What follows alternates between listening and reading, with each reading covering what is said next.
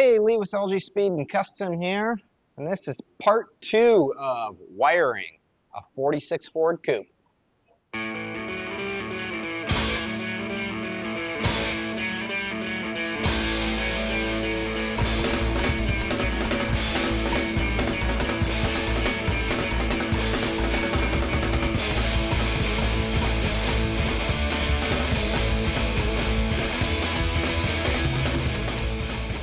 So this is part 2 of wiring Felipe's 46 Ford. If you're new to this channel, you've been building this car all winter. It came in a couple months ago as a completely stock 46 Ford Coupe. It's got Ford 9-inch rear end in it now with a custom built 4-link suspension that we built. Independent front suspension. The flathead V8 is being replaced with this tunnel ram small block Chevy. We plumbed the car. And now we're wiring it. Video 1 on wiring. I mounted the fuse panel and wired the car to the point where it will fire up. You can turn the key on, hit the push button, and it fires up. Does it have oil pressure? What's the temperature do? No idea. We don't have any gauges hooked up yet. So that's what I'm going to start this video off doing. This is the original gauge cluster out of this car, which we're going to continue using because it looks cool and it fits everything inside this car. Looks completely original still, so we're going to keep going with that. I have labeled it as to which side gets power and which side goes to the sending unit. How did I know what was what? Well, if I would have paid attention when I took it apart, I could just label it, but I didn't because I didn't take it apart. Shannon did, but I just went on Google, boom, 46 Ford wiring harness, told me exactly what was what. We need power, sending unit, power, sending unit. Amp gauge is not being used anymore. You cannot run an amp gauge with an alternator. Well, you're not supposed to at least. At least this is, I think this is a 90 amp alternator. Most amp gauges can only handle about 30 amps. And after that, if you put more than 30 amps to them, sometimes they'll like catch on fire, which is not a good thing. So we're not hooking the amp gauge up. It's just gonna fill the hole. So these gauges are made for a 6-volt system, and we are now on 12 volts. So how do you make a 6-volt gauge work on 12 volts? With voltage reducers. These are Runts voltage reducers, which I got from Speedway. You need 1 per gauge, and basically all it does is where our power goes on there, it will bolt on like so. You'll hook the power up to here, hook your ground up to here, and as the power goes through, it drops it down to 6 volts. So that's the first thing I'm going to do is start with putting these on. All right, the Runts reducers are on all 3 of our gauges. I had to leave the original nut under there to space it up high enough so that the backside of this did not make contact with the gauge body. And we've got some grounds on here. So for those that watched part 1 on this pink wire that's coming off our fuse panel and through the gauge hole right now, that is what's going to power our gauges up. Right there, 12 volt ignition to our gauges. So what we're going to do is this pink wire will come and hook up to there, and we got power to our first gauge. From there, I'm going to take more pieces of this pink wire because we don't need this much, obviously. And we can jump from here to here, and then from here to here. And that way, as our power wire comes in, it's going to power all 3 of these up, and then the reducers individually will drop down to 6 volts for here. So I'll just cut the end off of here and use that. I'll build these 3 on the bench. 2 on the bench, and then we'll fit this in the car and then fit this nicely.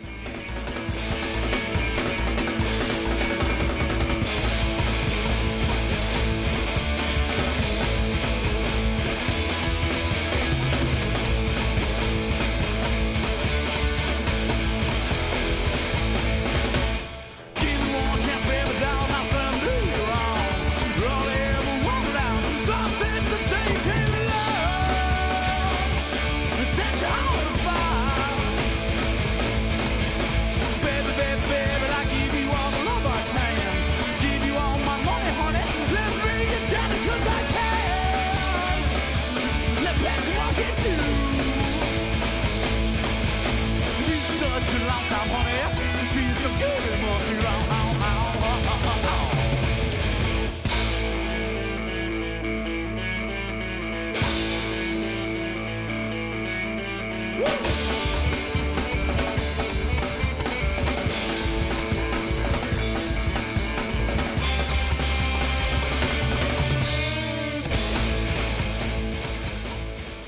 there we go. We're bolted up on the back here. I've got our 12-volt feed wire coming out of the fuse panel going into here.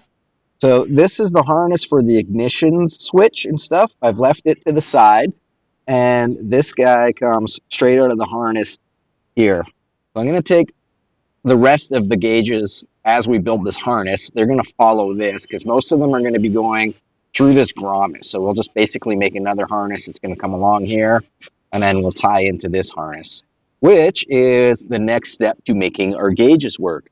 We need to run our temperature sender wire. This one is going to go to the temperature sender on the engine. This one's going to go to the oil pressure. And then this one over here is obviously going to go to the sending unit on the gas tank. And those wires are all in the next bag that I just opened, which is our gauge wiring. So these are all labeled. We've got gas gauge. The green one is water temperature. The blue one is oil pressure. The white one is for goes to the coil for the tach, which we don't have a tach in this car, so we're not going to worry about that. It does have another 12-volt wire in here. Not sure why we don't need it. Maybe because when I looped our 3 gauges together, I just cut the excess off of our main feed wire. So maybe this was so that you didn't have to do that. I don't know. Not sure what it's for, but we'll just call it extra. So our gas gauge, temp sender, and oil pressure, I'm going to crimp terminals on it now on the bench. Well, it's easier. And then I'll feed them through the grommet because they're all going to go onto the firewall side. And then I'll go back under the dash one more time and hook the rest of these up to the gauges. All right, I've got all these crimped on. I'm just going to stuff them through the hole and hook them up on the other side. And here they are coming through the grommet. And like I mentioned, I made a little harness, and they are attached to the back of the gauges. So other than the dash lights, which go in these holes up here, the gauges under the dash are wired. So with the wires coming through the grommet here, we just got to hook them up to the engine. How do we make this small block Chevy work with the factory gauges? I went out to the flathead that came out of this car, and I pulled the original sending units out. And we're just going to put these sending units in this engine. The sending units and the gauges are calibrated to work together. And sending units, they don't care what engine they're in. Like this guy, it just reads oil pressure. It doesn't care what makes the pressure. And this one just reads the temperature of the water. How the temperature gets hot, it doesn't care. So the temperature one is going to go right there. I've got a bushing to adapt because it's a different thread size. One is 3/8 national pipe thread going into 1/2 inch national pipe thread. And then our oil pressure one, I'm going to pull, that's the sending unit for whatever this engine originally came out of. I'm just going to pull that one out and replace it with this one. Easy peasy. Then we'll just route our wires nice and neat.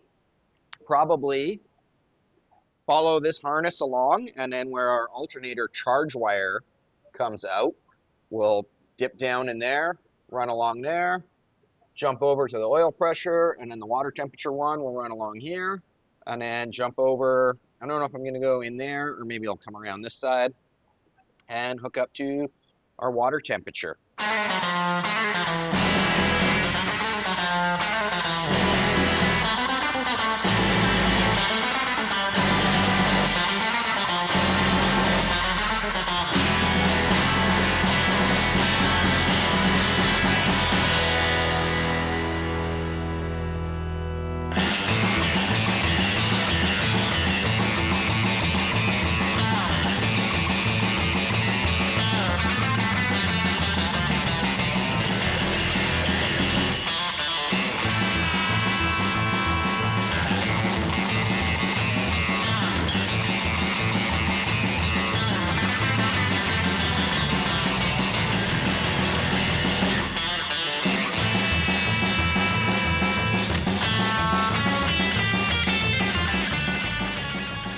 Gauges are done. We come out, join in this harness, and then split off right there and come down into the engine harness. Oil pressure sending unit is installed with the gauge hooked up. Water temperature comes along down here. We still got to run a wire in here eventually for our electric fan sender, that when it gets to a certain temperature, it kicks in the electric fan. But we'll cross that bridge later. Our gas gauge wire is just running in that direction yet. It's not actually hooked up to the sending unit. And the reason why I haven't hooked it up to the sending unit yet is about like 3/4 of the way down the car, the X member joins into the frame rails and it creates a box section. I don't want to feed the wires through, hook them up, and then try to figure out how to put loom on them. So I'm going to get all the wires needed for the back together, put loom on them, then stuff them through the frame or through the boxed section, and then when they get out on the other side, then we'll put our actual connectors on. But I think it's just easier that way. So for the back harness, we've got our gas tank sending unit, obviously, the one we just ran through. We're going to have a tail light wire, which will also operate the license plate light. We're going to have a left signal light and a right signal light, which will also work as the brake. And then we got a fuel pump back there as well. So we're going to have a fuel pump relay wire running to there to activate that. So we'll run those wires next. I guess let's start with the headlight wiring.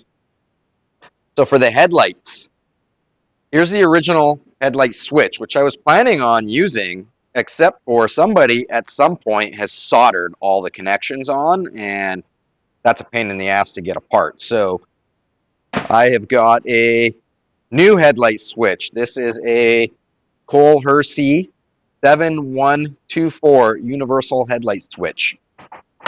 So the knobs, before I put this in, I'm going to mess around with these knobs because I want to put this knob on here because that's not going to look correct in the car. All the other dash knobs are like this. So this one just unthreads, and this one is attached. So I'm wondering if I can cut that off and then drill out the center of it and tap it. See if I can get this one apart. Tap it to this thread so that that knob will just thread on. This one has like a little threaded insert pressed into it. Might be able to get that out. I don't know. Worth a try. We're not reusing this, so if it gets wrecked trying to get it out, who cares? Well, that was really easy. To get the knob off the original shaft, I just put it in the vise here and then gave it a little pry and it popped right off. And then I just simply threaded it with the 1032, this guy right here, and it threaded on, no problem. So there was a problem with this Cole Hersey switch, and that is it did not come with a wiring diagram, and it's just labeled like A, B, H, R, or whatever that means. So I went online, and there's absolutely nothing online for a wiring diagram for it. I checked their website, I checked like everywhere. Couldn't find anything. So I just did it old school, and I hooked power up to it and just started playing around with it until I figured it out. And I'll give you a rundown of what I did. So the first thing I did was take the battery, this Milwaukee battery. It's a M12, which is 12 volts, and it's got these little slots in it so that you can hook up wires to it. And bam, now we have a 12-volt battery that I can use to diagnose stuff with. So I took some alligator clips and put it on the negative side, and then took our headlight switch and grounded it. I then took this guy and hooked it up to our power side. So I assumed, and this was a total assumption, that B stood for battery. Let's take a test light here. Hook our ground up. So we have power going in. Now I pulled the headlight switch.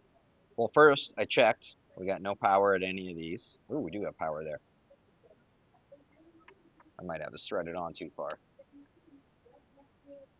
All right, yeah, okay, now we got no power there, no power, no power. Sorry, I had the headlight switch threaded on too far. Let's pull. The ground came off. Let's pull it all the way out. Power, power, no power. So this one is labeled H, which might stand for headlight. This one stands for R, which no idea what that stands for. And this one is A. So we've got power on these two right now. I'm going to push this back in. No power, still has power, still has power. So that's all I need to know what we need to do. Because when you pull this out, one click, that will turn your park lights on and your tail lights. Tail lights, park lights. When we pull it out one more click, your headlights will come on and the front park lights are supposed to turn out. I don't know why on early cars the front park lights turn out, but they do. So let's pull it out one more click. Here's our power to our headlights. And this one no longer has power, but this one still has power. So that's how I know this one is for the tail lights, because your tail lights come on when your park lights are on and your tail lights and headlights are on. So tail lights, headlights, push it in one click, park lights, tail lights. The tail light one will also work for the dash lights. So we've got power coming in, tail lights, dash lights, headlights, park lights. I have written that on the side here so that if anybody else in the future is working on this, they will also know.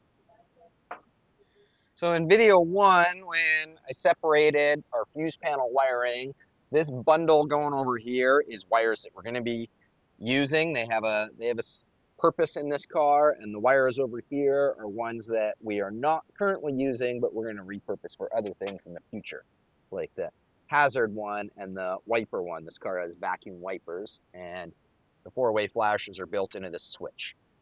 So those we don't need. These ones we do need.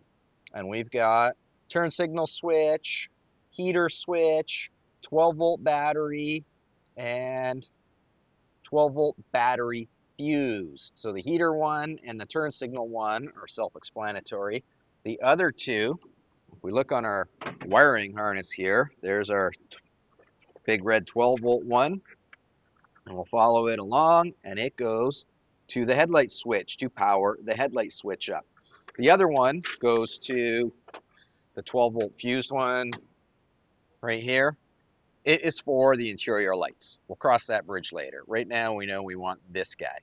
So the headlight switch goes in this hole right here. I'm going to bolt it in and then find a nice way to run the wire out of this fuse panel here to the headlight switch.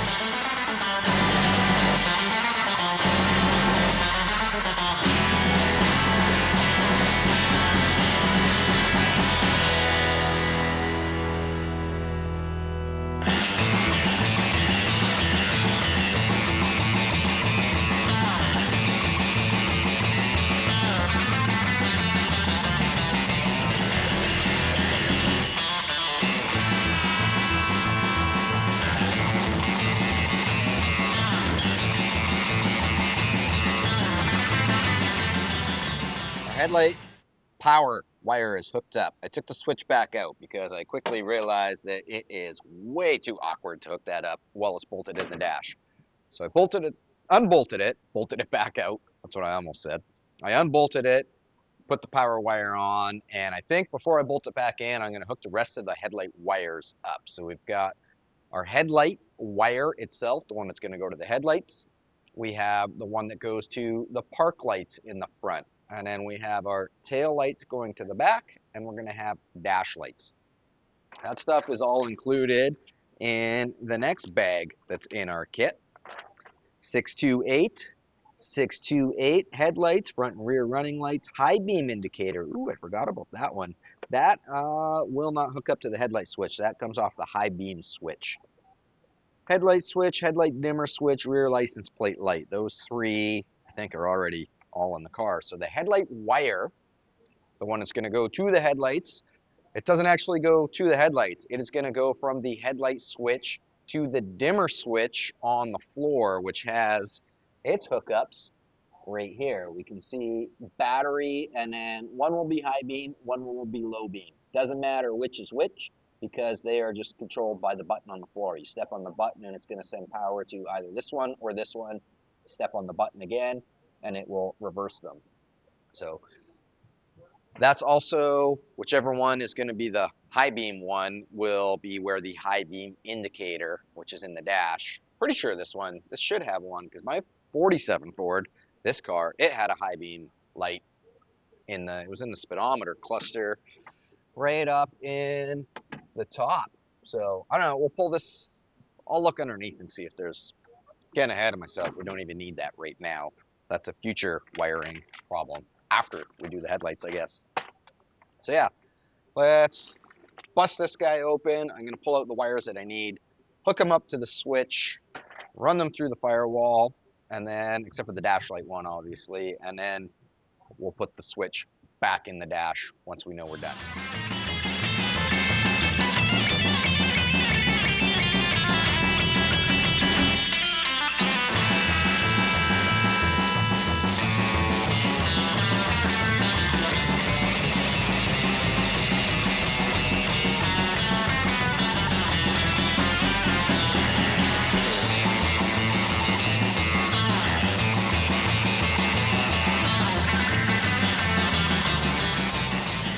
The headlight switch is bolted back in, and I made a nice little harness out of here that goes through the firewall.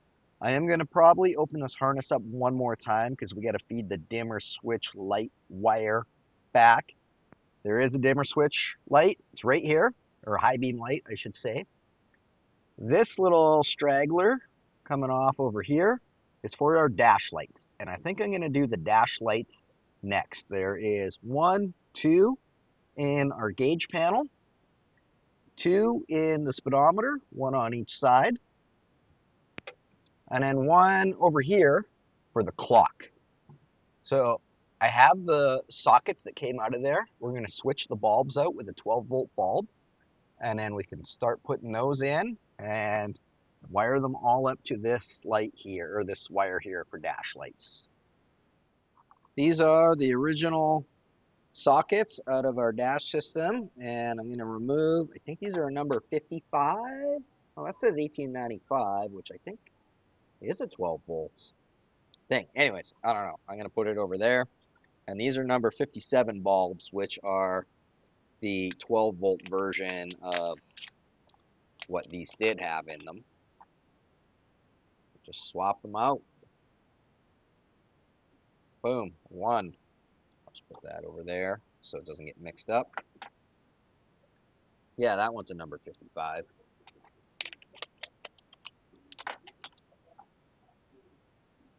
And then I'm just going to the gray wire over here that's mounted dash lights.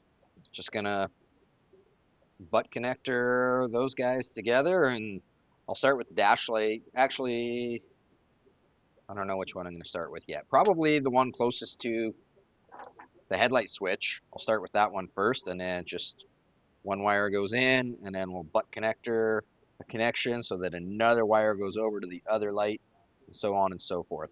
Pretty much like the same way when we wired the runts reducers on the gauges, how they kind of just looped along. Same concept. All our dash lights are hooked up, and then I also ran this green wire here is the high beam indicator light. So they all go up in a harness, like kind of up above here, and then they tie down and connect into our main headlight wire.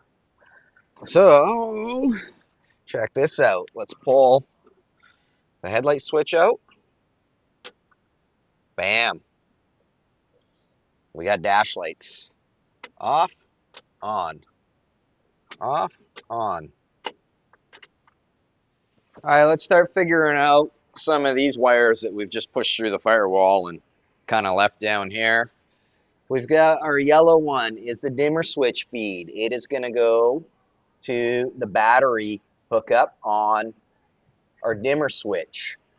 Then we've got this green guy here. Headlight high beam. This is the one that goes to our high beam indicator. So it is going to go to one of these two. We'll just pick this one. This will be our high beam one. And then from there, we'll have a low beam and a high beam wire that are going to come off there and go towards the front of the car where they will get split for one headlight and the other headlight. The horn, this one is for the horn. It will just follow this harness and then go forward. Same with this one is our park lights. So it'll go forward. And this one is our rear running lights, which is our tail lights. And that's going to go to the back. So that's my next step, is start sorting this out.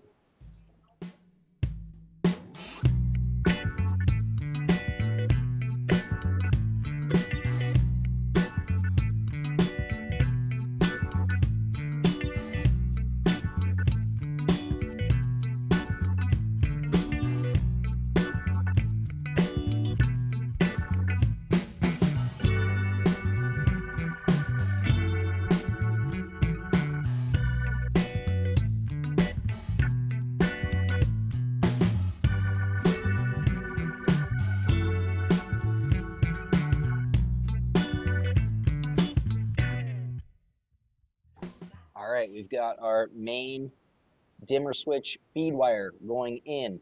From there, we've got our green high beam that there's two connections on there, and one of them goes this way to the indicator light on the dash, and the other one goes this way to the front of the car. Over here, we have our low beam that goes to the front of the car. Here we've got our brake light switch. The orange one comes out of the fuse panel. The white one, I snuck ahead a little bit and I dug this out of the signal light switch bag, which is what we'll probably tackle next, just because I wanted to just finish this off. So this white wire is going to go to the signal light switch. It currently is just through the firewall and laying on the other side. Down here we've got, high beam, low beam that we just went over, and then we've got our horn, and then this one is for the park lights. So on our wiring diagram, on the back page or front page, one of the pages, can't remember which page, it's kind of like mentions what every wire in every kit is for. And as I'm hooking wires up, like when I say hooked up and completed, I mean like both ends are connected to where they need to go, it's done. I put a check mark on it. This whole section, alternator, starter, and ignition, that we did in video 1, it's done. So I put a check mark next to it. Our gauges, we've done our cluster lights, our oil pressure gauge, our temperature gauge, instrument cluster power, high beam indicator. All that's left on it is the fuel gauge and sending wire, which is routed in that direction, but it's not hooked up yet. That's why it is not checked off, but that one is almost done. Same with our lights. We've got headlights left to do, front and rear running lights left to do, but our high beam indicator light is done. Our headlight switch is done, and our dimmer switch is done. Rear license plate light is not done. So we're making progress. We're almost done on this thing. For our spare accessory power, that one is going to run the fuel pump. And then our windshield wipers, because this car has vacuum wipers, I'm going to use that circuit to run the fan. And then we've got a spare battery. That one I'm going to hook up to the cigarette lighter. So yeah, making progress. There's not a lot left on this. I think we're going to dip into this kit next, which I already sold the brake light switch wire out of, like I talked about.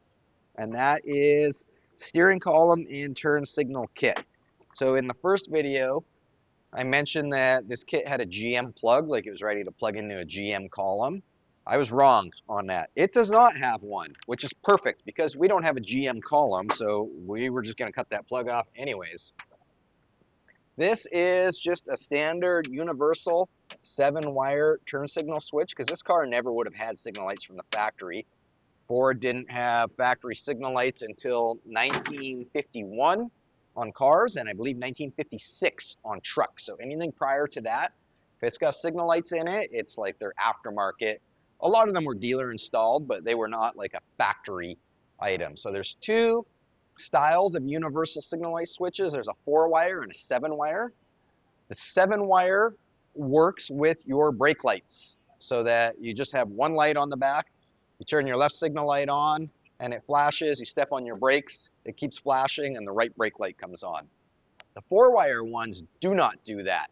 You have to run a totally separate light for the signal light switch. So I don't like using those ones because nobody wants to have an extra set of lights, unnecessary lights. You'll see that on like a lot of the like older restoration cars that they're stock, but someone has upgraded them to have signal lights at some point. Like a lot of Model A's, you'll see they'll have an extra set of lights bolted to the back bumper. That's because they have a 4-wire signal light switch instead of the 7-wire. So I'm gonna quickly look up the wiring diagram for these because I don't have it memorized, even though I've installed a ton of them. And then we'll figure out how these wires work with those wires in our kit. I just wrote down all these colors on my notepad here, and then I went on Google and found out what each wire is for. Isn't Google great? Do you like older guys remember what it was like building cars before the internet? It's so easy to build cars now with like Google and YouTube videos like this.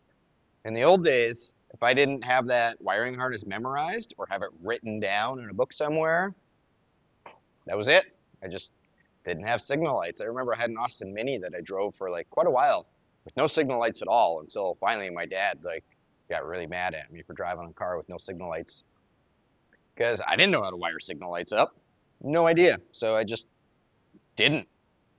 Anyways, just a little appreciation for as much as terrible as living in the modern world is, there is some advantages. All right, so here's our flasher. It is upside down right now. It is labeled X, P, and L. X is where the power goes in. Our wire out of our fuse panel is going to go to X. The other two are going to go to the signal light switch. Our black wire, L for flasher. This goes to the L prong on here. Our yellow wire, left front. Green, right front. Brown, right rear. Blue goes to the P on the flasher. I think if you switch the P and the L, I don't think it would make a difference because all this is it's literally just a circuit breaker. And the resistance from the bulb, when you turn your signal light switch on and the bulb lights up, once it hits a bit of resistance, this circuit breaker in here trips, which disconnects it, which makes the bulb go out.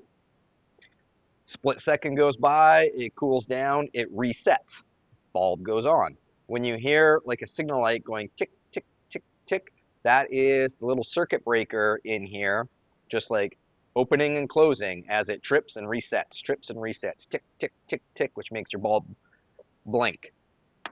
The red wire is going to go to the brake light switch, which is going to transfer over to the white wire on our circuit, and that is so that when you step on the brakes inside our switch here, magic happens and it knows to keep one brake light on and make the other one blink. Orange, left rear, and the purple, which is not on the switch, that comes out of our fuse panel, goes to X on the flasher. So I'm just going to hook those wires up according to this diagram. Here's our signal light wires out of our bag, Route 9 steering column and turn signal wiring kit. And that's the last bag in our box. This box is empty. So it's always bothered me that the wires in these like wiring kits don't match the colors on here, but what can you do? That's just the way the world works sometimes. This flasher part number, by the way, is HD13. I've had troubles before getting a 3-prong 12-volt flasher like this at the parts store, so give them that part number and that should make it easier. I'm going to start with mounting the flasher somewhere in here. I'm not totally sure yet, and to mount it, I'm going to use this little bracket that Chris Skilling sent to me when I was wiring my 32. I had already zip tied my flasher up, so I don't know. I never did actually use it in my car, but I appreciate it, Chris. I am going to use it in this car though. So this bracket is part number SALBR1 by Memotronics, and it just screw it somewhere wherever you want it, and the flasher just clicks in like such. This voltage regulator mounting hole comes out just below our fuse panel. Our fuse panel is like right here. So I've drilled a hole through the insulation, and then I'm just cleaning the paint out of the threads, and I'm going to thread this 1/4" screw in there, or bolt, and it's going to act like a stud that I'll attach the flasher bracket to.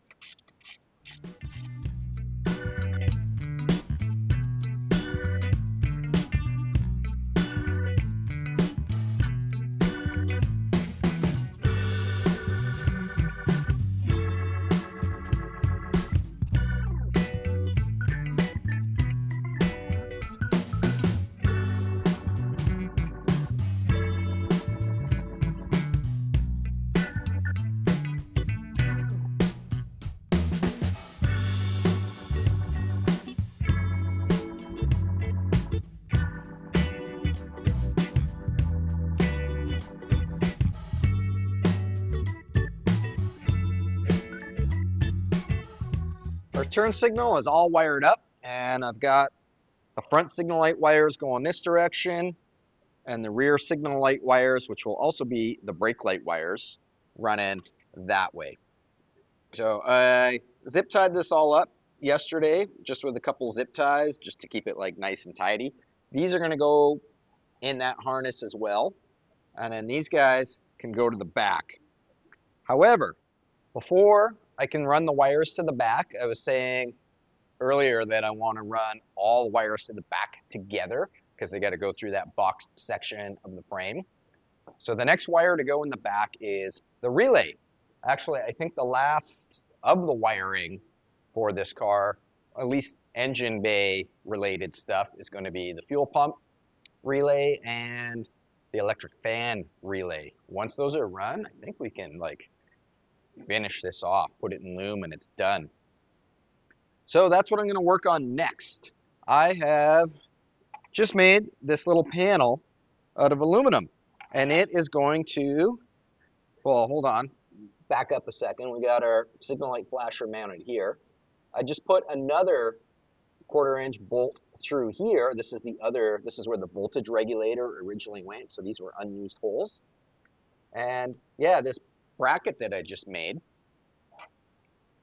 essentially on the firewall side, is going to use those 2 bolt holes right there.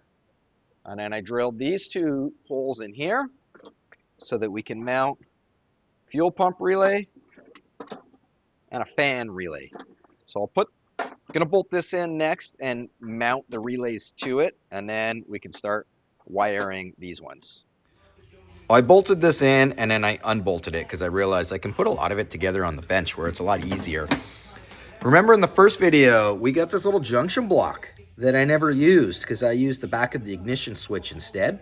Well, I just found a use for it. I'm going to use it to power up our relays. It's going to be a junction for our relay power wires. So you're probably wondering, why do we need relays? And how does a relay work? Well, a relay works pretty much exactly the same as a starter solenoid. We've got 4 wires coming out of here, which I have written down here. For starters, on the back of the relay, there is a series of numbers. You can see there's numbers on this side, but they're actually printed on the back side. And here's what those numbers mean. 85, the terminal 85 is a ground, and that is our black wire. 86 is our trigger wire, and that is the wire that is going to activate our relay when we want it. In the case of, for our fuel pump, we're planning on using the spare accessory wire that's labeled coming out of the fuse panel. So that wire, when you turn the key on, gets powered up. That spare accessory wire is going to be our trigger wire, which will go into the white terminal right here. Then we've got number 87 is our output. That is the one that's going to go to the fuel pump or the electric fan. And then 30 is our feed wire, which is the red one. Why they're all labeled in the 80s and then one is a 30, I have no idea. I don't know what the significance of any of these numbers mean. So anyways, the 30 is going to be the feed wire, which will be going to this junction block. Now off of our junction block, we're going to have probably run a big number 8 heavy gauge, the same size as our alternator wire. And we're going to run it off that junction block through the firewall, and it is going to come right down to our circuit breaker and attach right there. So the reason we have a relay is because that is going to allow, when the relay is activated, it is going to pull power directly from our main power source and then feed it directly to the fuel pump or directly to the fan, which therefore bypasses the ignition switch, the fuse panel, all that stuff. Because every time the electrical current goes through a switch, like your ignition switch, or through your fuse panel, etc., the more stuff it goes through, the more resistance that creates, which means the less actual power is going to get to the end.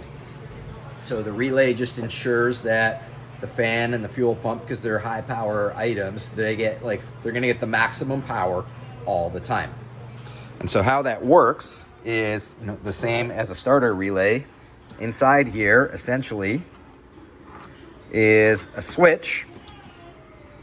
So when you've got your feed wire coming in, this is the one that's coming right off our main power source. We'll call that battery. And then going out is our output, which is going to go to the fuel pump. Our trigger wire, which will be the one that comes out of the fuse panel, is going to come in. And when you turn the key on and the trigger wire gets power, it is going to activate this relay, which is going to take this switch and connect solid power from the battery right to the fuel pump. This trigger wire has no load on it. It just turns this on and off. That's all it does. So it is still fused. It's going to be fused through our fuse panel. And then this battery wire, because it is going to be on this side of our circuit breaker rather than this side, if something goes wrong between here and the fuel pump and the wire shorts out or something, it will trip our circuit breaker and cut power. So it's not technically fused, but it is protected. Does that make sense? I hope that makes sense. Let's complicate things now. Electric fan, because the electric fan, we don't want it to run all the time. The electric fan only needs to run when it gets up to a certain temperature. So the ground on the electric fan circuit, which pretend this is the fan one, this ground, rather than being grounded directly to here, it is going to run to a temperature switch that threads into the block right here. There's a hole down here. Someone actually mentioned it in one of the previous videos. They're like, hey, you forgot to plug that hole. I didn't forget to plug the hole. That is where our temperature sender is going to go. And you can get them for different temperatures so that when it hits a certain temperature, the ground switch will engage and basically turn on from the heat of the water. And when that turns on, it connects the ground, which makes the relay kick in. So I'm hooking both these up to keyed power, not battery power, like the trigger wires. See how that's a spare accessory wire as opposed to a spare battery wire? And the reason for that is because we only want these to run when the car is on. Your electric fan only needs to run when your car is on. So many people wire their electric fans up to constant power, and it's so annoying.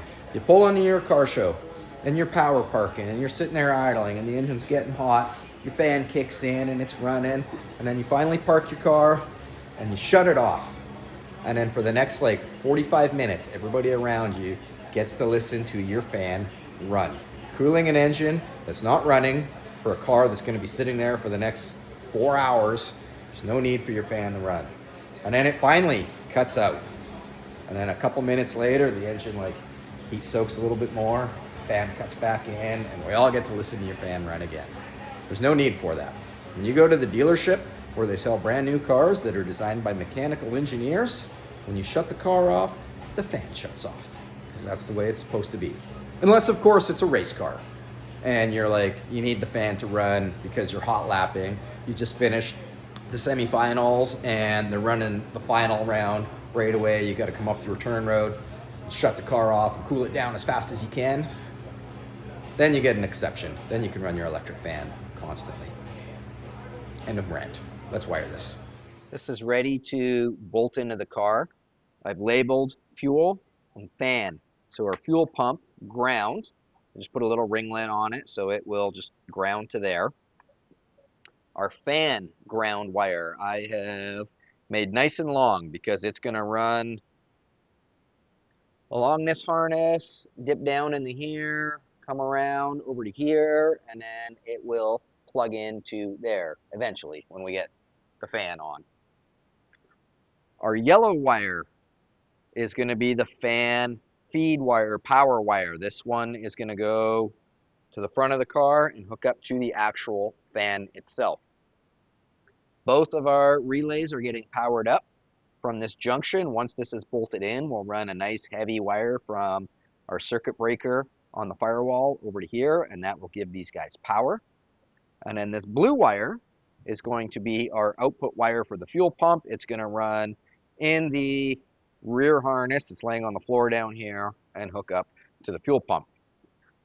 So one thing, these two here, I've just got connectors on. Once we get them in the car, our trigger wires coming out of the fuse panel, which are going to be, our fan is going to be, I've actually decided I'm not going to use the windshield wiper one for the fan in case one day Felipe ever puts electric wipers in this car, because our hazard signal switch wire we're not using, and it is also, no, the hazard one we can't use. Scratch that, because it's going to have constant power because your four-way flashers work when the car is not running. Never mind.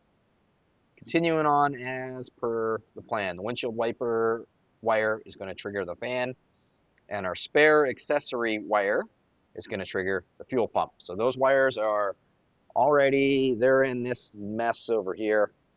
So once this is bolted in, we can run them nice and neat, plug them in there, crimp them, shrink tube them, done. One thing with the fan that I forgot to mention, another reason why a relay is important with a fan is because without a relay, sometimes, not always, but I've definitely had this happen, if you wire an electric fan up without a relay and you shut the car off, the fan motor, I've also had this happen with a heater motor once, the fan motor will turn into like a mini generator and keep the car running because it starts generating power, and then that back feeds into the coil, keeps the coil on, and the car will continue to run. Why, I don't know. I don't know enough about electronics to know what causes the fan to turn into a generator, but I definitely have had it happen before where I've shut the car off and it wouldn't shut off until I unplugged the fan. So a relay on your fan prevents that from happening. Our relay panel is mounted. We got the relays right here.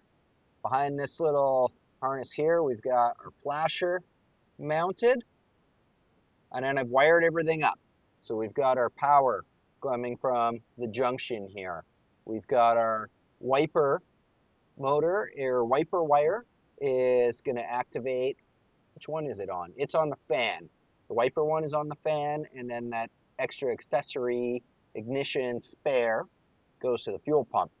I've got the ground up here for the fuel pump.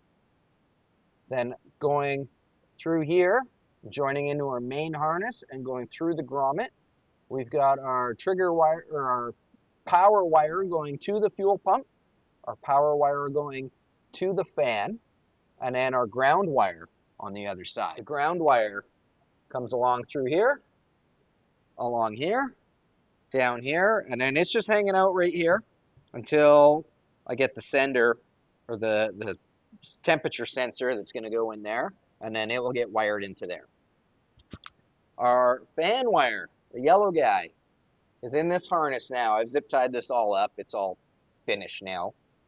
It goes in here, along here, and then this is all the wires for the front clip are just nicely coiled up and out of the way. Once the front clip goes back on, this harness will get secured along the fenders, and we can mount our fan, our horn, 2 headlights, 2 signal lights with park lights. The rear harness, it is all coil or like zip tied together now, and it has the fuel pump wire in it. Fuel pump, gas gauge, tail lights, left signal light, and right signal light are all in there, ready to get run along the frame rail to the back. And then last but not least, I have run another power wire off of this side of the circuit breaker, follows this harness along in here, tucks in through there, and attaches right there. So that's going to power up our relays. What this means is this harness from here to here, done, ready for loom. This harness over to our coil and our circuit breaker and down to our solenoid, done, ready for loom. This harness, not quite ready for loom yet, but close. It's good for loom at least up until this point. And our rear harness is ready for loom up until at least the fuel pump, and then there's still more to do after that. Inside the car here, we've got this jumble of wires left. This started out as a huge jumble, and it's just about completely narrowed down. We still have, this guy is 12-volt battery fused, and it is going to go to a cigarette lighter. This guy is heat and air conditioning, so it's going to go to the heater switch. You still got to put the heater in. What else we got left on here? This is our hazard one, which I don't have a use for it yet. It might just end up being, an extra one left over. And then this guy here will run up in here. I don't know if you can see it, but there is another wire that runs up along here for interior lights. Friday morning, let's try to get this rear harness finished today. Should be doable. So I have replaced all my zip ties with electrical tape. Probably should have done electrical tape first. In fact, as I was zip tying it, I was thinking to myself, I should probably be doing electrical tape instead of zip ties. But that's fine, zip ties are cheap. The reason I took all my zip ties off is because I'm ready to put loom on. So this is the loom that I like to use. This one's a little bit fatter than the one I'm going to use right now. This is made by Performance World, and it's called Performa Braid 3. Comes in a bunch of various sizes. You can get it on their website, performanceworld.com. I like this stuff because it looks like the early Ford asphalt loom. It's very similar looking, but it's not. It's nylon, and more importantly, it's split. It's got a split seam, which makes putting it on a lot easier. The original Ford asphalt loom is a tube. So as you're building your wiring harness, you have to really plan 10 steps ahead, because you got to feed every wire through the loom as you're putting it together. This, you don't have to do that. The other cool thing is it comes with these fancy little tools. How does this work? You slide it on, twist it like that. This is the wrong size. I got this one on here already. And then you can take your loom. Let's find the edge here. And this splits the loom as you're putting it on. And then once you get it kind of started, you just pull your loom on, just like that, all the way down. So that's one way you can do it. The other way you can do it is start your loom at the other end and pull this tool along like this is the other way it works. So you can go either way. So yeah, let's put our loom on this rear harness. Then I'll feed it through the frame. And when it comes out on the back end, then this end here, we can figure out where it goes and hook it all up.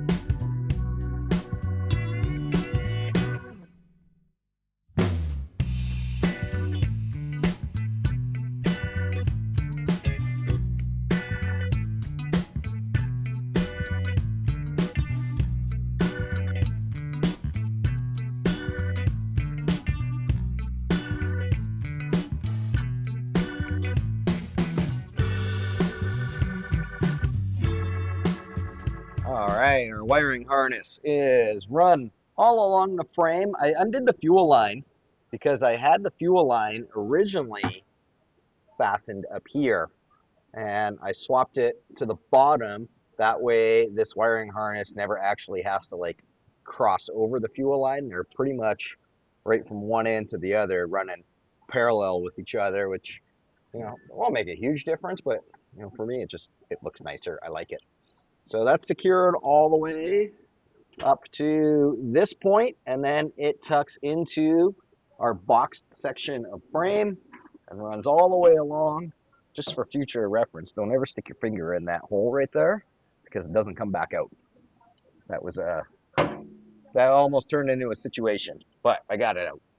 All right, here's where we're at. I'm gonna undo the blue wire out of our loom a little bit, and it's going to hook up to this red wire on our fuel pump. I think I'll put a bullet connector on there so that if this fuel pump ever needs to be serviced, you don't have to like cut wires. You can just unplug it. When using bullet connectors, there's a female end and a male end. Obviously, the male end is the one that pokes out, and the female end is the one that it slides into.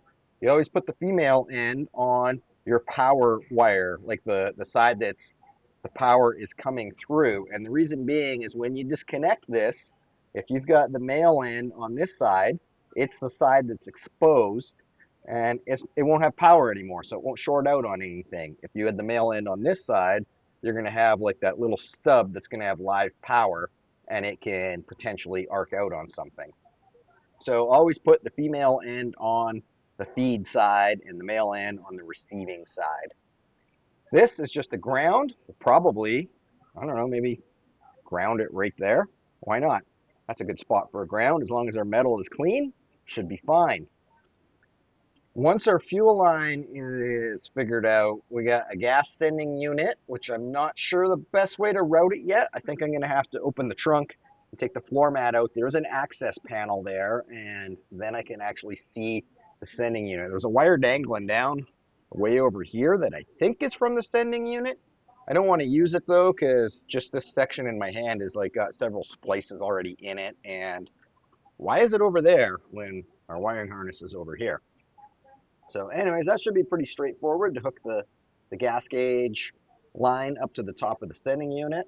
And then all that is left is tail light, left signal, and right signal. So the tail light and left signal will come to here, where our tail light used to be. I also just took these tail lights off. They're over here, which is probably the hardest part of this whole job so far. This one broken bolts and bent, and this one did come off okay. We had one bent bolt, so I'll deal with those after, but we're going to run the wires to here. The tail light wire from here is going to get spliced. One will go to here, then the other splice obviously is going to go to the other side of the tail light. But wait, there's more. We have a license plate light here, which isn't currently hooked up to anything. There's a little bit here, and then a little bit of something here. So we'll have to run a wire from here through there into here and probably down somewhere where it will splice into there as well. And that way when you pull your headlight switch on and your tail lights come on, both tail lights will come on as well as the license plate light. Left signal light wire will go here. Right signal light wire will go there. Once I get the fuel pump and the gas gauge done, I'll start dissecting this to see if these wires are still good, if we can reuse these sockets or not. If not, I do have replacement sockets in stock that we can swap out if needed. All right, everything's all finished up under here. I ended up just drilling a new hole with a self-tapping screw for the ground on this, just because by drilling the hole, it's going to guarantee it's going in nice clean metal. Our blue wire for the fuel pump, it is hooked up, and in there I used one of Steve's labeled shrink tubes on there. Gas gauge wire is, it leaves the harness there and cuts over to the gas tank. And then back here I've got everything all sorted through. So we've got our yellow signal light, left signal light, and our brown tail light wire going through there. Then on this side, cuts across, runs nicely in some loom, and our green signal light wire and brown tail light wire come out over here. I've got a splice, I don't know, I think you can see it in there, but anyways, I got a splice in there where the tail light wire split off, and the license plate light, which I've got run just along there. This is just some electrical tape, bad electrical tape. I think it's supposed to originally go through there, but I could not get it to come out. There's little tabs here that hold it. But yeah, I could not get it to go through there because of this insulation in there. So that'll work. I've replaced this bulb with a 12-volt bulb. Ready to put our tail lights together now. So I took the old loom off, and the wires are in pretty good shape under here, so I think they'll be okay. We'll probably just put some connectors on here. I've just replaced the 1154 bulb with a new 1157 12-volt bulb. So we got to figure out which one of these is for the signal and brake and which one is for the tail light. I've got the Milwaukee battery again with our little spade connectors in here. So let's hook the ground up to the stud here. So that should be grounded. And then we can take our positive wire and, ooh, it's not working. Now, is that a bad ground that it's not working, or is that something up? Okay, that one's working. So that's pretty dim, as you can see. So I'm thinking that one might be the tail light. And yeah, that one's brighter, so that's the brake light. And to double check that, let's turn our tail light on and then pretend that we're gonna turn our signal light on. Yeah. Okay, so we know black is tail light. This is gonna get hooked to the brown wire, and green is our brake and our signal. I've got this tail light all back together now with the 1157 bulb in it, and I've crimped connectors on the end, now labeled tail lights and turn signal. So I know I said when we were doing the fuel pump to always have the male end on the not power side, but as you can see, I clearly did not do that on this one. And that was done so that like there's no way you can ever plug these in backwards. And I chose the signal light one to do that because the tail light one, you have to turn the lights on to do it. This one, you have to turn the key on and turn the switch on or step on the brakes to make it activate. So I figured this one was like the safer of the two. So let's put these lights back together and plug them in, and they should be done. I'm going to turn the power back on. Nothing's making short and out sounds or anything, so that's good. Let's turn the headlights on, or park lights. And we got tail lights and license plate lights. Oh yeah. All right, let's turn those off. And I'm going to turn the key on now, and we should hear a fuel pump and a left signal light. Left signal light not working. Fuel pump it's making noise. No fuel leaks, so that's a good sign. Right signal light. Why isn't the right signal light working? So the signal lights might not work until I hook the headlights up. Or not the headlights, the front signal lights. There might not be enough to make them, do their thing. We got brake lights at least. I don't see brake lights coming on back there. But I'm also not back there. I'm going to check the fuse real quick. All right, I figured it out. Remember when I was wiring the flasher up and there was the black wire and the blue wire, and one went to P and one went to L, and I was like, probably doesn't matter which ones those go to. Well, it does, because I flipped those around, which is the opposite of what that wiring diagram says. And check it out, it's working now. Also, this light was, I had to loosen it off and tighten it back up. It wasn't grounding very good. They ground through the fender. So yeah, let's turn our left signal light on. left signal light. And now, let's turn those off. I took the fuse out of the fuel pump, by the way. Let's try the brake lights. I've got a hubcap set up on the bench behind me so that I can see. Cool, both brake lights. Left signal light, and I'm gonna hit the brakes. Right brake light. Signal light off, right signal light on. Signal light off, brakes off, lights on, brakes, left signal, right signal. Cool. Anyways, it is way late on Friday. I worked late tonight to get this finished, at least that portion, so that you guys would have a video for tomorrow, because I'm not one of those YouTube guys that's like got like 6 months worth of videos ahead. This video, it's 5:30 Friday. Tomorrow at noon, this video airs, so I have to edit it and upload it, and so I worked late to get it done for you guys, so you could have a video. So this video, we covered gauges. Got all our gauges working, I'm assuming. Actually, now that I think about it, I never even looked at the gas gauge to see if it worked. But let's just pretend it does, because it's 5:30 Friday evening, and I was supposed to be at dinner half an hour ago.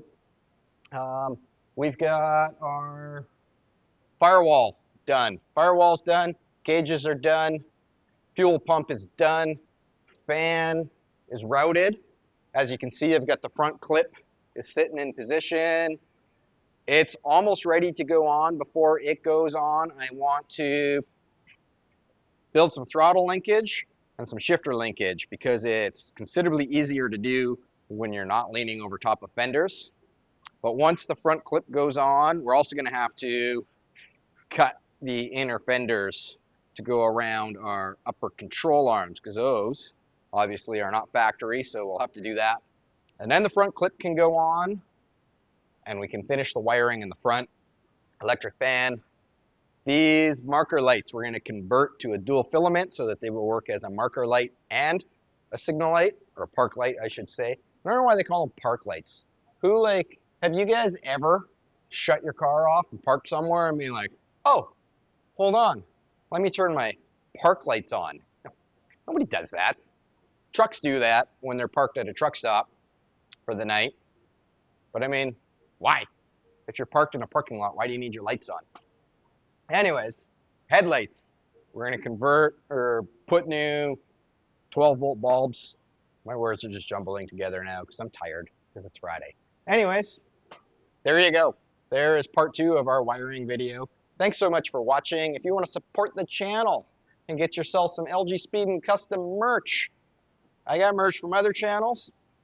Get yourself some LG Speed and Custom merch and just help support everybody. LGSpeedCustom.com is the website to get that at. And anything else? I got nothing. You got something? If you got something to say, drop it in the comments. I'll see you on the next video.